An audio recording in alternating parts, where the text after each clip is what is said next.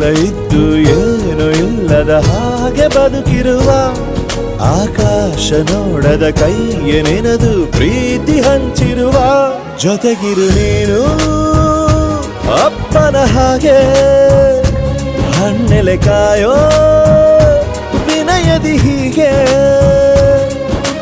ನಿನ್ನನು ಪಡೆದ ನಾವು ಪುನೀತ ಬಾಳು ನಗು ನಗುತ್ತಾ ಬೊಂಬೆ ಹೇಳುತ್ತೈತೆ ಮತ್ತೆ ಹೇಳುತ್ತೈತೆ ನೀನೇ ರಾಜಕುಮಾರ.